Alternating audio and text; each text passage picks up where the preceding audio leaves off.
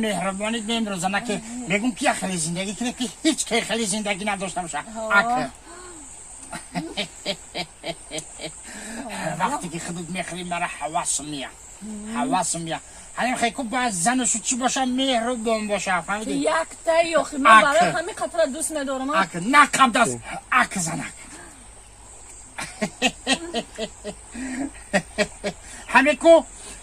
همین دا زندگی چقدر مهربان بودن کو همین زندگی دا خودش یا فیض یا برکت میاره فهمیدی؟ برای همه قدر دوست میدارم آخی مردک جان آخی مهربانی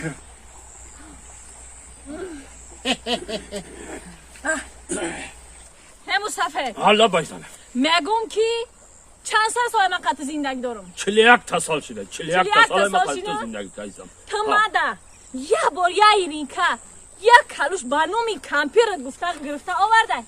فقط همین گوش ما ما خورده فقط همین 41 تا سال تو دارم بیخی گوشی ما رادیوی 500 ما تو را خریدم فهمیدی رادیوی 500 پنسیون هم میگیری نومالم سومت کی جا میکنی تو چیکار میکنی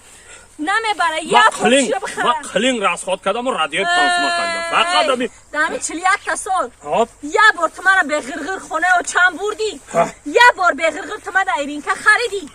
یه بار به غرغر تو من یک سومان دادی که یک کمپیر خونه خشت بره خونه تبار بره کدی من در 41 سال زندگی من تو ندیدم مهربانی تو چه خیلی مسافری تو خودت کی ماده مهربانی کردی تو خودت کی ماده مهربانی کردی که ما تو دا مهربانی کنیم فهمیدی فقط همین گوش ما اینا ما خوردیم نه خاکی تو یه بار انصاف نکنی و هم مهربانی و تمام نشونه دمی خساری سال زندگی ندیدم مهربانی چاپک میگه دو طرف میشه تو مهربانی کردی من تو دا مهربانی میکنم انا دیدی همسایه را بیا نگاه کن فقط ما همین تا میگذارم یا میوه را پوست کرده دهانی زنش دا مونده است شافتالو را پوست کرده دهانی زنش دا مونده است فهمیدی اون مهربانی را نگاه کن فهمیدی آخه انا دیدی همسایه را نگاه کن ما کی وقت همین تا میگذارم میوه پوست کرده دهانی زنش مونده است اون شافتالو را پوست کرده ریزه کرده دهانی زنش مونده است دیدی است همین کارا کرده است انا دیده است همورا عبرت نمیگیری رنگ اماری برایم یا سرا کپوس کی میاد دهانی مامانی انا مهربانی را اینا یاد بگی بس تو زنک همینجا در کلا غرغر نگو ما هازی میرم میبینم کو بفهمم سببش در چیه با میام گپ میزنم همین آخه همینجا تو بس زنم ما اکه